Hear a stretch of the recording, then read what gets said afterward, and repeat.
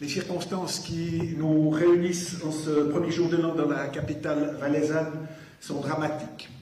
L'incendie qui s'est produit la nuit dernière dans un bar de Crans-Montana constitue l'une des pires tragédies que notre pays ait connues. Les faits qui se sont produits cette nuit dans cet établissement public constituent un drame d'une ampleur inédite, effroyable. De nombreuses vies, jeunes pour la plupart, ont été perdues. Une centaine de personnes ont été blessées, souvent grièvement, et derrière ces chiffres, il y a des visages, des prénoms, des familles, des destins brutalement interrompus ou à jamais bouleversés.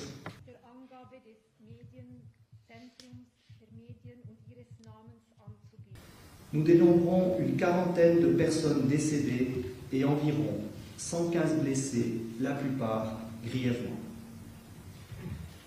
Je rappelle que pour les besoins d'enquête, la rue centrale de Crans est fermée jusqu'à nouvel avis.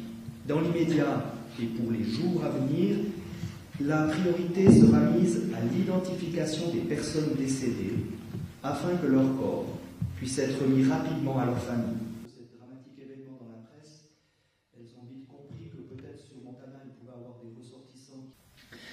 Nous avons conscience, malheureusement, que l'identification des corps, l'identification également des blessés peut prendre encore du temps, un temps terrible pour les familles concernées.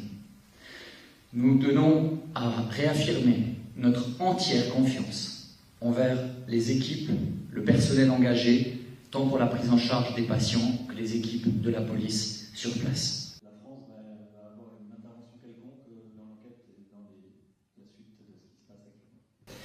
Il y a encore beaucoup de circonstances à élucider. Plusieurs hypothèses ont été mises en avant. La piste aujourd'hui privilégiée est celle d'un embrasement généralisé qui a provoqué une déflagration. Plusieurs témoins ont été entendus.